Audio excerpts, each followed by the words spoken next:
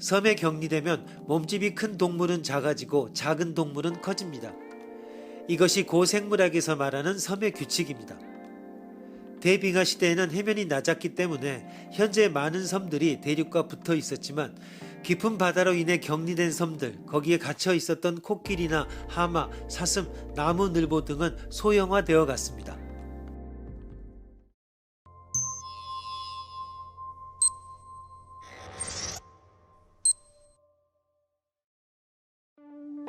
코끼리란 놈은 보기만 해도 위대한 동물이다. 다른 동물들이 물을 마시다가도 코끼리가 오면 무조건 물러나서 코끼리가 물을 마실 수 있게 한다. 그래서 몸집이 크면 어딘지 모르게 조금 행복해 보일 수도 있다. 그러나 코끼리의 뼈대는 무거운 체중을 지탱하기 위해 사실은 상당한 무리를 하고 있다. 포식자에게 잡아먹히지 않으려고 무리를 무릅쓰고 지나치게 몸집이 커진 셈이다. 몸집이 큰 데에 따르는 대가는 또 있다. 코끼리는 몸집이 엄청나게 큰 만큼 한 세대의 길이가 길고 그 결과 돌연변이에 의해 새로운 종을 만들어낼 가능성을 희생하고 있다. 엄청나게 크다는 것은 엄청나게 특수한 것으로 볼 수 있고 이것은 진화에서 막다른 골목길로 접어들었음을 의미한다. 사실 코끼리 무리 중에서 현재 살아남아 있는 것은 인도 코끼리와 아프리카 코끼리 두 종류뿐이며 이들은 멸종을 향해 가고 있는 동물들이다. 쥐는 코끼리와 반대 방향을 택했다. 그 방향을 추론해 설명해 보시오.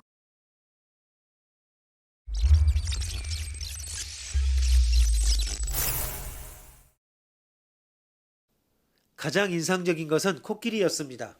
섬에서는 코끼리가 차츰 작아져서 마침내 다 자랐을 때의 어깨 높이가 고작 1m밖에 안 되는, 정확히 송아지 크기밖에 안 되는 코끼리가 출현했습니다. 섬에서는 왜 이런 크기상의 변화가 일어나는 것일까? 한 가지는 포식자 문제라고 생각됩니다. 섬은 포식자가 적은 환경입니다. 대충 어림잡아 말하자면 한 마리의 육식동물을 먹여 살리는 데에는 100마리 정도의 초식동물이 존재해야 합니다. 그런데 섬이 협소하여 가령 풀의 양이 10마리의 초식동물밖에 먹여 살릴 수 없을 정도로 적으면 육식동물은 먹이 부족으로 살아남을 수 없게 되지만 초식동물들은 살아남을 수 있는 상황이 나올 수 있습니다. 결국 섬에는 포식자가 없어져 버립니다. 이러한 환경에서는 코끼리는 작아지고 쥐가 커집니다.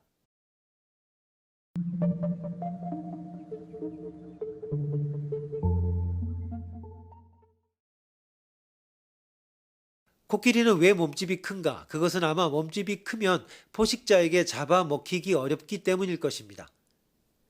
쥐는 왜 그렇게 작을까? 그것도 역시 포식자 때문일 것입니다. 작아서 그늘에 숨을 수 있으면 포식자의 눈을 피할 수가 있습니다. 쥐라고 해서 몸집이 작고 아담한 것이 좋은 것만은 아닙니다. 몸집이 아주 작다는 것은 늘 먹이를 먹어대야 하기 때문에 먹이를 잠시만 구하지 못해도 즉각 굶어 죽을 위험에 직면하게 됩니다. 이것이 쥐의 고민입니다. 몸 구조 면에서도 작은 데서 오는 무리가 있습니다. 몸집이 작으면 심장이 항상 자명종처럼 빠르게 두근거리기 때문에 이것이 심장이나 혈관에 큰 부담을 줄 수도 있습니다.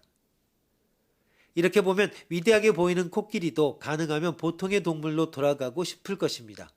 쥐도 역시 그럴 것입니다. 그래서 포식자라는 제약이 없어지면 코끼리는 작아지고 쥐는 커져서 포유류로서 무리가 없는 보통의 크기로 돌아가는 것입니다. 이것이 섬의 규칙에 대한 한 가지 해석입니다. 코끼리가 몸집이 큰 이유는 포식자로부터 자신을 지키기 위한 것이고 또한 쥐가 몸집이 작은 이유도 자신을 적으로부터 방어하기 위한 것입니다. 그런데 이들은 적으로부터 자신을 방어하기 위해 지나치게 비대하게 하거나 지나치게 왜소하게 진화함으로써 값비싼 희생을 치러야 했습니다. 따라서 몸집이 큰 동물이 작은 동물에 비해 생존에 유리하다고 할 수는 없습니다.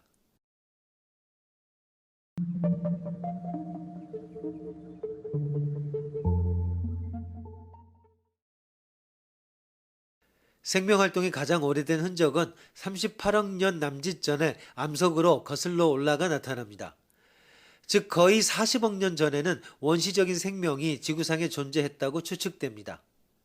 지구 탄생 후 5 내지 6억 년 정도 지나 생물이 탄생했습니다. 생물은 지구의 환경이 가혹하지 않게 되자마자, 즉 탄생할 수 있는 환경이 갖춰지자마자 곧바로 탄생했던 것입니다. 그런데 평범의 원리에 의해 지구의 생명이 전 우주의 생명 중에서 예외적으로 빨리 생겼을 리가 없다고 하면 지구 외의 지구형 환경에 있어서도 마찬가지로 생물은 곧바로 탄생하기 쉬웠을 것입니다. 따라서 지구형 환경이 우주에 풍부하게 있다는 것을 가정하면 생물은 우주에 풍부하게 탄생하고 있습니다. 우주는 생명으로 가득 차 있습니다. 이 논법은 올바른가? 조건이 갖춰지면 생물은 신속하게 태어난다라고 하는 경우의 조건이란 현재의 지구와 같은 생물이 살아가는데 적합한 환경과 다를지도 모릅니다. 탄생과 생활은 완전히 다른 것입니다. 생물의 탄생의 조건이라고 하는 것은 초기의 지구 환경과 같은 현재와는 전혀 닮지 않은 특수한 환경이었던 것입니다.